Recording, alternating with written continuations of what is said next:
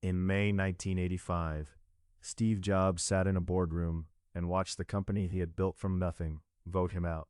He was 30 years old. He had just been removed from his own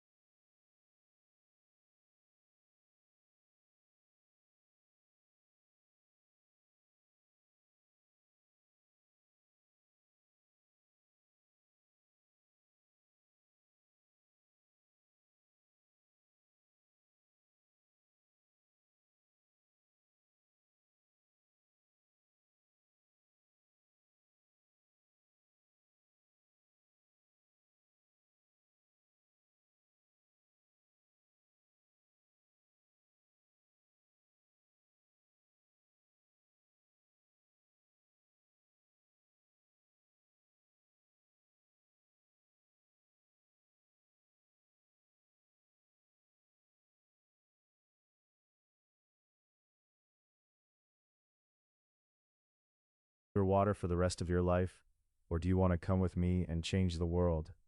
Scully came, but the partnership fractured almost immediately. Scully was a professional manager. Jobs was a founder visionary. The two worldviews are fundamentally incompatible at scale, and every founder who has ever hired a CEO above themselves has learned this the hard way. The Mac was underperforming. IBM was winning the corporate market. The board had to choose between the man who built the company and the man who was supposed to run it. They chose the professional manager.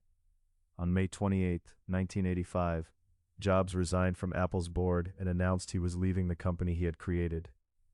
He later described that period as the most devastating thing that had ever happened to him. He was publicly humiliated. He was lost. And he had absolutely no idea what came next. What happened next is the part of the story that almost never gets told, because what happened next, in the decade between Jobs being fired and Jobs coming back, is where the real lessons live. Jobs didn't disappear. He didn't fall into depression and stop working. He started two companies. The first was Next Computer, a workstation aimed at universities and scientific research. Next was financially troubled for most of its existence. It never achieved commercial success on its own terms. But here's what Next built that nobody was talking about. It built the operating system that would eventually power every Mac, every iPhone, every iPad in history. The foundation of everything Apple would later become was written at Next, during the years when Steve Jobs was supposedly a failure. Then there was Pixar. Jobs bought a struggling graphics division from George Lucas for $5 million in 1986. Everyone thought he had wasted his money. Over the next decade, Pixar would create Toy Story, the first fully computer-animated feature film, and become one of the most beloved studios in Hollywood history.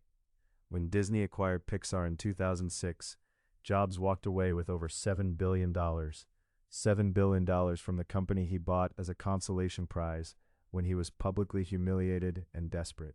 In 1996, Apple was 12 weeks from bankruptcy. Its stock had collapsed.